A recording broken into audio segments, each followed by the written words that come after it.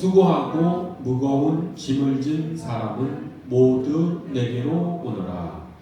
내가 너희를 쉬게 하겠다. 아멘. 오늘 말씀의 제목이 그리스도인은 어떻게 그리스도인이 되는가 라고 하는 그런 제목입니다. 이 제목으로 정말 우리가 어떻게 그리스도인이 되는지 잘 살펴보는 그런 시간이 되었으면 좋겠습니다. 물론 우리가 그리스도인이 되는 이유는 오늘 본문 말씀에 예수님께서 우리에게 말씀하셨듯이 예수님께서 우리를 초대하셨기 때문입니다. 우리는 의식적이든 무의식적이든 주님의 이 말씀에 의해서 우리가 그리스도인이 되었다는 것을 우리는 고백하지 않을 수가 없지요. 이것을 고백할 줄 아는 사람이 그리스도인이라고 믿습니다. 좀 더 이제 구체적으로 그렇게 우리가 주님의 초청을 받아들여서 어떻게 그리스도인이 되었는지 그 시작부터 그 진행 과정을 쭉 한번 살펴보도록 하겠습니다. 그리스도인이 시작되는 출발점은 예수님께서 마태복음 5장 3절에서 말씀하셨죠. 마음이 가난한 자는 복이 있다. 천국이 저희 것이니라 라고 하는 그 말씀과 같이 우리의 마음이 가난해지면서 우리 그리스도인의 신앙의 여정은 시작이 됩니다. 마음이 가난해진다라고 하는 것을 다른 말로 표현을 하면은 우리가 인생에서 우리가 되고자 하는 어떤 사람이 되고 싶었으나 그 과정에서 실패를 겪는다라고 하는 뜻이죠. 즉 우리가 실패자가 되었기 때문에 예수님을 찾아 나서게 된다라고 하는 의미입니다. 이 말씀을 오해하지 마십시오. 실패한다라고 하는 것이 세상에서 실패했다, 세상에서 성공하지 못하고 실패했다라고 하는 의미가 아닙니다. 우리가 어떤 높은 지위에 오르거나 많은 부를 쌓거나 권력을 얻거나 명예를 취하는 것에서 실패했다, 이런 차원에서 실패자가 되었다라고 하는 그런 의미는 아닙니다. 물론 그런 일들이 배경이 될 수 있겠지만 그것이 예수님을 찾아가는 직접적인 원인이 되지는 않습니다. 우리가 예수님을 찾게 되는, 즉 마음이 가난해지는 그 출발점은 우리가 정말 하나님께서 우리가 되기를 원하시는 그런 사람이 되고자 하는데 처음에는 우리가 그걸 의식하지 못하지요.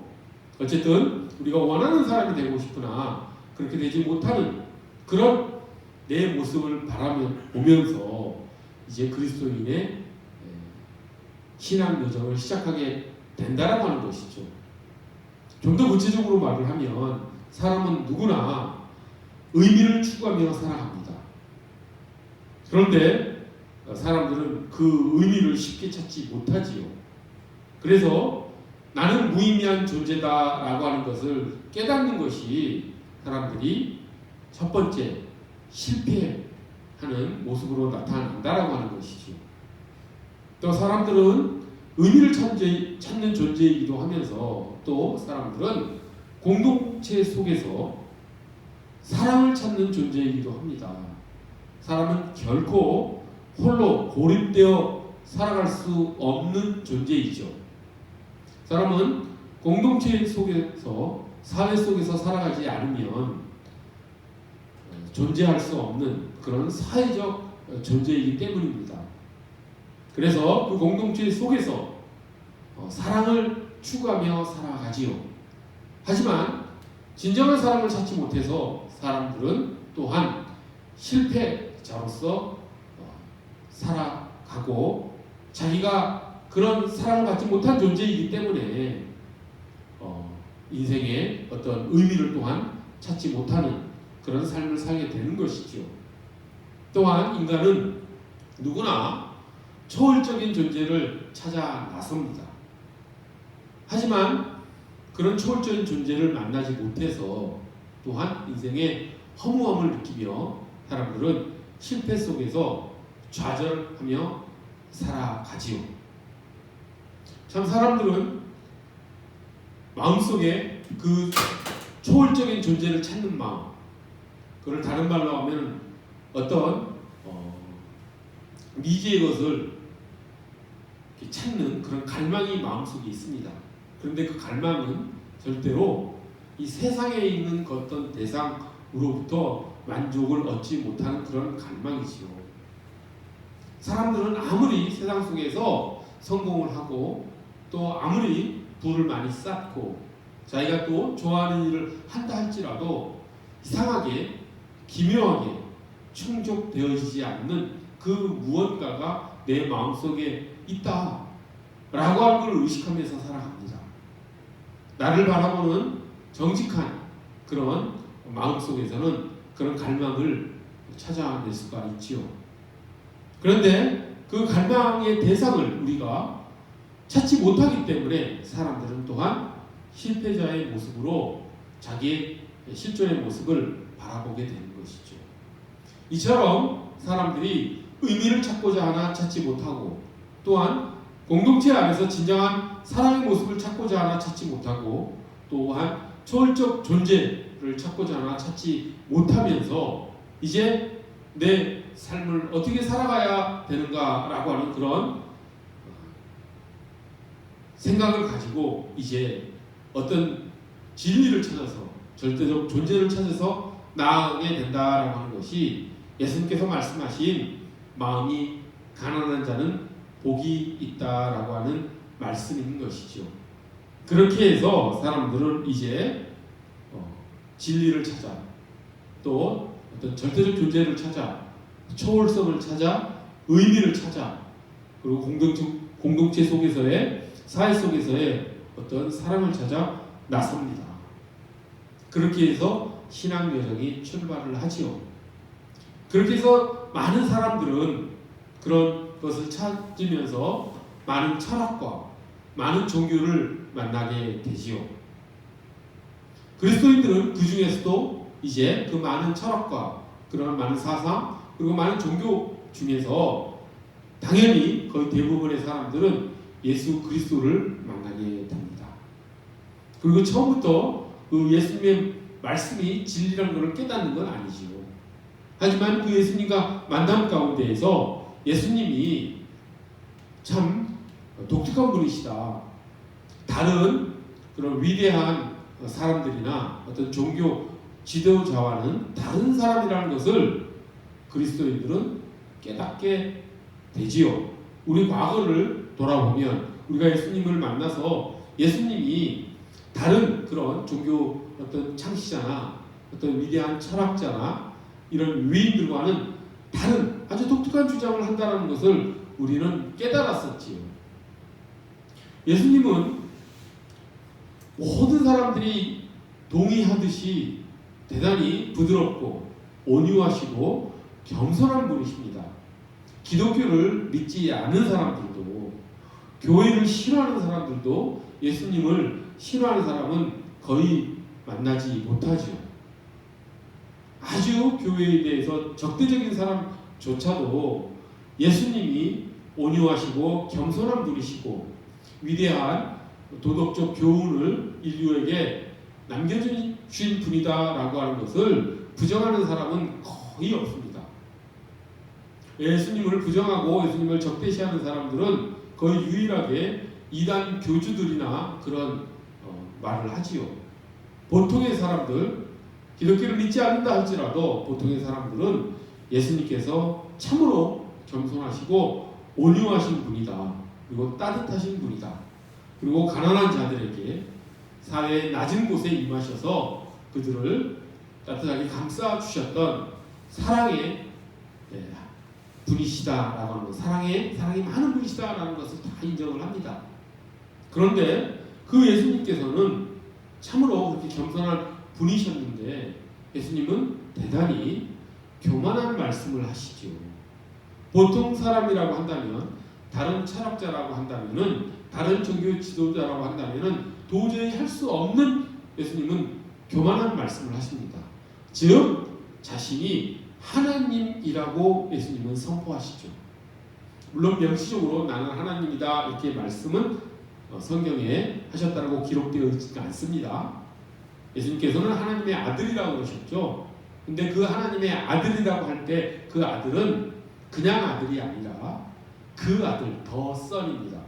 우리도 하나님의 아들이지만 우리는 더 선, 하나님의 그 아들이 아니라 그냥 우리는 하나님의 아들이지만, 예수님은 하나님의 그 아들, 딱 정해진 유일한 아들이라고 예수님께서는 자신을 소개하시지요. 베드로도 그 위대한 고백을 그렇게 하지 않았습니까? 주는 그리스도시요 하나님의 아들입니다 라고 하는 그런 신앙 고백을 한 것이 그 예수님의 주장에 상응하는 그런 위대한 믿음의 고백이었죠. 그런데 이 말씀이 대단히 독특한 주장, 그리고 교만한 주장이라는 것을 우리가 금세 눈치챌 수 있지요. 예수님은 정말 겸손하시고 가난한 사람들, 사회적으로 소외받는 사람들, 낮은 곳에 있는 사람들을 사랑으로 감싸 안는 그런 온유한 분이셨는데, 어떻게 자신이 하나님이다, 하나님의 그 아들이다 라는 주장을 할 수 있는지, 그 두 주장 사이에 얼마나 큰 간격이 있는지 라고 하는 것을 우리가 깨달았을 때 우리가 깜짝 놀라지 않을 수가 없습니다.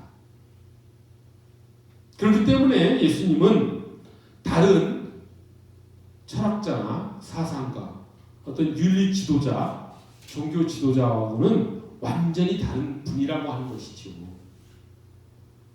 부처라고 하는 분이 있지요. 그 석가모니는 자신을 바라보라고, 자신을 믿으라고 말하지 않습니다. 자신이 가르친 그 내용을 바라보라고 하지요. 손가락으로 달을 가르치면서 달을 보라라고 할 때 손가락을 보지 말고 그 달을 보라라고 하면서 자기를 바라보지 말고, 석가모니 자신을 바라보지 말고 자신의 교훈, 자신의 도덕적 그런 어떤 내용들을 바라보라고 이야기를 합니다. 다른 위인들, 다른 성인들도 다 그렇게 이야기를 합니다. 근데 예수님은 그렇게 말씀하지 않으시죠. 예수님은 자기를 바라보라고 하십니다. 그리고 자기가 하나님이라고 말씀하시는 것이죠. 이렇게 말씀하시는 그런 철학자나 사상가나 종교지도자는 아무도 없다라고 하는 것에 대해서 우리는 아주 예수님의 주장의 독특성을 발견할 수 있는 것이죠. 그리고 우리가 성경을 이제 읽어나기 시작하면은 그 예수님의 독특한 주장이 얼마나 성경에 가득한지를 알 수가 있죠. 예수님은 모든 사람이 죄인이라고 말씀을 하십니다. 하지만 예수 그리스도 자신은 죄인을 용서하는 사람이라고 말씀을 하시죠. 모든 사람은 어둠 가운데 거하는데 예수님은 생명의 빛이라고 말씀을 하십니다. 모든 사람들은 굶주림 가운데 있지만 예수 그리스도는 생명의 떡이라고 말씀을 하시죠. 이러한 성경 속에 나타난 예수님의 주장들을 우리가 돌아보면, 살펴보면 예수님이 너무도 겸손하시고 온유하시고 사랑이 많으신 분인데, 그 말씀만 놓고 우리가 살펴봤을 때는 정말로 교만한 주장을 하고 있다라고 하는 것을 우리가 눈치채지 않을 수가 없는 것이죠. 하지만 예수님께서 그렇게 나는 세상의 빛이라고 말씀하시고 생명이라고 말씀하시고 생명의 떡이라고 말씀하시고 라고 하는 하나님의 아들이라고 말씀하시는 그 말씀 속에는 어떤 과시욕이나 어떤 허세나 어떤 꾸밈이 있는 주장이 아니라는 것도 우리는 또한 알 수가 있습니다. 정말 예수 그리스도께서 하나님이시기 때문에 그 말씀을 하시기 때문에 우리는 그 예수님께서 말씀하시는 그 주장을, 그 독특한 주장을 진리로 받아들일 수 있게 되는 것이죠. 그래서 그리스도인들은 그 예수님의 그 상반된 주장을 그대로 받아들이는 사람인 것이죠. 예수님을 믿지 않은 사람들은 예수님의 그 두 가지 속성 중에서 겸손하고 온유한 속성과 하나님이라고 말씀하시는 그 주장, 이 두 가지를 동시에 받아들이지 못합니다. 그저 예수님을 도덕주의자, 훌륭한 신분, 위대한 성인들 중에 한 분 정도로만 예수님을 받아들이지요. 하지만 우리 그리스도인들은 그 예수님이, 그 겸손하고 온유하시고 그 사랑이 많으신 그분이 하나님의 아들이시다라고 하는 그분의 주장을 진리로 받아들입니다. 그렇게 되면서 우리는 점차 그리스도인이 되어 가는 것이지요. 그리고 결정적으로 예수님의 주장 중에서 가장 역설적인 주장을 우리는 곧 만나게 됩니다. 예수님께서는 예수님의 주장 중에서 가장 독특한 주장을 하시는데 그 주장이 무엇이냐면 예수님께서 우리를 사랑하셔서 예수님께서 죽으신다라고 하는 주장을 우리는 곧 만나게 되는 것이죠.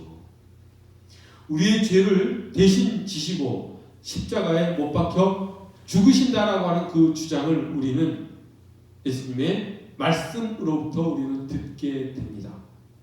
이보다도 더 역설적인 그런 주장이 어디 있겠습니까? 예수님께서는 악을 정복하시기 위해서 세상의 권세를 잡고 있는 그 악한 세력을 물리치기 위해서 십자가에 죽으신다라고 주장을 하시지요. 악을 정복하기 위해서 악에 의해서 죽임을 당하신다라고 예수님께서는 주장하시는 것이죠. 이보다도 더 역설적이고 모순적인 그런 말씀이 어디 있습니까? 하지만 그리스도인들은 그것이 그 십자가의 역설이 그 모순된 그 십자가의 죽음이 진리라고 하는 것을 깨닫게 되고 그 십자가의 사랑을 하나님의 사랑으로 알고 그 십자가의 진리를 받아들입니다. 그렇게 해서 진정한 그리스도인으로서 거듭나게 되는 것이죠. 그리스도인들은 그처럼 십자가의 은혜, 십자가의 사랑을 받아들임으로써 우리가 가난한 마음으로 하나님을 찾아 나섰던, 진리를 찾아 나갔던 우리를, 그 십자가가 그 진리를 찾아 나갔던 우리를 만족시켜 준다는 것을 곧 깨닫게 되지요. 지금 의미를 추구하는 존재였던 우리에게 진정한 의미를 갖게 해주시는 것이죠. 진정한 가치를 우리가 가진 존재라고 하는 것을 우리는 십자가를 통해서, 그 십자가의 사랑을 통해서 우리는 알게 되는 것이고, 그래서 우리는 진정한 우리가 의미 있는 존재라는 것을 깨닫게 되고, 우리는 그토록 우리가 마음이 가난한 상태에서 찾고자 했던 그 의미를 예수 그리스도를 통해서 발견하게 되는 것이지요. 그래서 우리는 창세기 1장에 나온 말씀, 하나님의 형상대로 우리가 창조되었다라고 하는 그 말씀의 진정한 의미를 또한 우리는 깨닫게 되는 것이죠. 우리가 왜 의미 있는 존재입니까? 우리가 왜 가치 있는 존재입니까? 그것은 하나님께서 우리를 하나님의 형상대로 창조하셨기 때문이지요.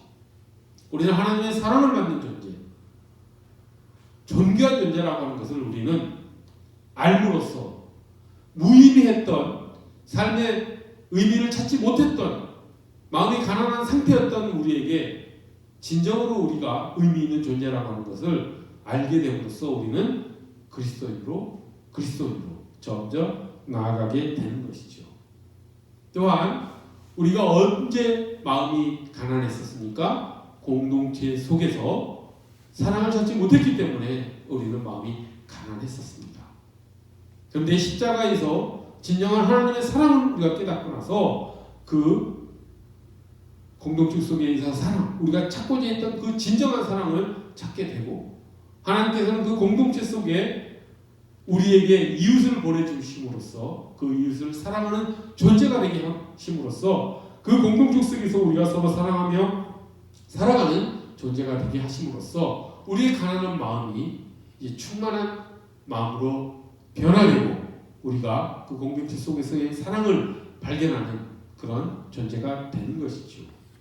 이것이 모두 다 하나님의 은혜인 줄 믿습니다. 또 우리가 무엇을 마음이 가난할 때 찾았습니까? 초월적 존재를 찾았었지요. 이상하게 세상에 있는 그 어떤 것으로는 충족될 수 없는 어떤 갈망이 있었는데 하나님께서는 십자가 사랑을 통해서 우리에게 하나님을 주시죠. 그래서 세상은 우리에게 만족을 줄 수 없는 그 무엇을, 그 갈망을 드디어 그 초월적 존재이신 하나님의 사랑을 우리에게 십자가를 통해 공급해 주심으로써 우리는 그토록 채워지지 않던 그 갈망이 채워짐을 경험적으로 우리는 느끼게 됩니다. 그렇게 해서 우리는 점점 그리스도인으로 변해 가는 것이죠. 그래서 우리가 여기서 한 가지 눈치 채는 것이 있습니다. 지금까지 우리가 이렇게 점점점 그리스도인이 되어가는 과정, 마음이 가난해지고 의미를 찾고 또 예수 그리스도를 만나고 또 예수 그리스도의 십자가의 은혜를 우리가 깨닫고 그 가운데서 우리가 의미 있는 존재라는 것을 알고 또 우리가 공동체 속에서 사랑을 서로 나누며 살아가는 존재로서 초월적인 존재이신 하나님을 만나고 하나님 나라 안에서 살아가는 그 존재가 되는 이 모든 과정이 지나간 과거로 한 번에 끝나는 것이 아니라 계속해서 반복된다라는 겁니다. 하지만 그 반복이 그저 반복이 아니고 좀 더 점층적으로 성장하면서 더 심화되면서 더 깊어지면서 그 반복이 이루어지고 우리의 믿음이 성장해지고 우리는 더 성숙한 그리스도인으로서 나아가게 된다라고 하는 것이죠. 우리가 천국에 가는 그 순간까지 이 그리스도인이 되어가는 이 과정은 아마 반복되어 나갈 것입니다. 우리가 그리스도인이라고 할지라도 우리는 때로 마음이 가난해지지요. 인생에 어려움이 오고 고난이 닥칠 때 우리는 가난해집니다. 그때 우리는 그리스도인이라고 할지라도 다시 예수님을 찾아 나가야 되겠지요. 예수님을 떠나 방황하는 것이 아니라 하나님과 멀어지는 것이 아니라 그런 어려움과 고난이 닥쳤을 때 예수님을 찾아 더 깊이 나아감으로써 우리는 더 성숙한 그리스도인이 되어가는 것이죠. 이처럼 우리는 그리스도인이 되어가는 과정이 반복적이지만 더 점층적이고 심화적으로 우리의 믿음이 성장해 나아가면서 성숙한 그리스도인이 된다라고 하는 것을 우리가 살펴보았습니다. 우리는 이렇게 그리스도인이 되어왔고 또 지금 되어가고 있으며 또 앞으로 되어갈 것이라고 하는 것이죠. 근데 정말 중요한 부분이 마지막에 하나 있습니다. 그것이 무엇이냐면 우리가 이렇게 그리스도인이 되어가는 것이 우리의 생각, 우리의 노력, 우리의 의지를 가지고 그렇게 되어가는 것 같으나 물론 그런 것들이 필요하나 그보다 더 우리가 그리스도인이 되게 하는데 중요한 것은 그 배후에 하나님의 섭리가 있었다라고 하는 것, 하나님의 계획이 있었다라고 하는 것, 하나님의 열심이 있었다라고 하는 것을 우리가 성숙한 그리스도인이 더욱 돼가면서 더 깊이 깨닫게 된다라고 하는 것이죠. 그것을 이렇게 표현할 수 있습니다. 모든 것이 다 은혜였다. 모든 것이 다 은혜이다라고 표현할 수 있는 것이죠. 그래서 성숙한 그리스도인일수록 모든 것이 은혜임을 더 깊이 깨닫고 그 은혜 가운데로 깊이 들어가기 위해서 하나님께 더 나아가는 그런 그리스도인이 되어가는 것이지요. 그런 우리 모두가 되기를 간절히 소원합니다. 이제 우리 오늘 본 말씀과 지금까지 우리가 어떻게 그리스도인이 되어가는지를 한번 이렇게 대조해 보면서 어떻게 그 말씀이 우리가 그리스도인이 되어가는 과정과 상응하는지 한번 살펴보도록 하겠습니다. 예수님께서 우리에게 말씀하셨죠. 수고하고 무거운 짐을 진 자들아 다 내게로 오라 내가 너희를 쉬게 하겠다라고 말씀하셨죠. 그때 예수님께서 말씀하신 수고하고 무거운 짐을 진 사람들이 누구겠습니까? 마음이 가난한 사람들이죠. 의미를 찾고자 하였으나 찾지 못했던 실패자들, 공동체 안에서 사회 속에서 진정한 사랑을 찾고자 하였으나 찾지 못했던 실패자들, 초월적 존재를 찾아 그토록 충족시키고 싶었던 갈망을 채우지 못했던 실패자들, 그런 실패자들을 예수님께서는 초청하시고 부르신다라고 하는 것이죠. 수고하고 무거운 짐을 진 사람들이라고 예수님께서 말씀하시면서 그 실패자들을, 마음이 가난한 사람들을 예수님께서는 부르십니다. 그리고 초청하시는 것이죠. 우리는 그 초청에 응해서 우리는 예수님께 나아가는 것이죠. 우리가 우리의 의지를 가지고 나아가는 것 같지만 실상은 그보다 더 큰 동력이 되는 것은, 원인이 되는 것은 예수 그리스도의 은혜였다라고 하는 것. 예수께서 섭리 가운데 우리를 이끌고 계셨다라고 하는 것. 그것을 우리가 더 성숙한 그리스도인으로서 깨닫게 된다라고 하는 것. 모든 것이 다 은혜였다라는 고백이 진실하는 마음으로 우리 입술로 고백되어진다라고 하는 것이 예수님께서 다 내게로 오라라고 하는 말 속에 함의되어 있는 것이죠. 그래서 우리가 어떻게 됩니까? 예수님의 말씀대로, 예수님께서 그렇게 말씀하셨죠. 내가 너희를 쉬게 하겠다. 예수님께서 우리에게 쉼을 주신다라고 말씀하셨죠. 그럼으로써 우리가 십자가 사랑을 깨닫게 되고, 우리가 하나님의 형상대로 지어진 존재가 진정 의미 있는 존재라는 것을 알게 되고, 공동체 속에서 그 교회 안에서 진정한 사랑의 의미를 깨닫고 그 사랑 속에서 하나님 나라 안에서 그 사랑하는 이웃을 사랑하며 서로 사랑하는 존재가 되면서, 또한 우리는 우리가 그토록 찾고자 했던 공동체 안에 사랑을 발견하게 되고 초월적 존재이신 하나님을 또한 우리가 만나게 되면서 우리는 예수님께서 우리에게 공급해 주시는 진정한 쉼을, 예수님께서 우리에게 주시는 진정한 평화를, 예수님께서 우리에게 주시는 진정한 자유를 우리가 얻게 되는 것이죠. 다시 한번 오늘 본문 말씀을 천천히 봉독해 올려드리겠습니다. 그 말씀 가운데 어떤 의미들이 숨어 있는지 다시 한번 떠올려 봤으면 좋겠습니다. 예수님께서 우리에게 이렇게 말씀하셨습니다. 수고하고 무거운 짐을 진 자들아, 다 내게로 오라. 내가 너희를 쉬게 하겠다라고 예수님께서 말씀하십니다.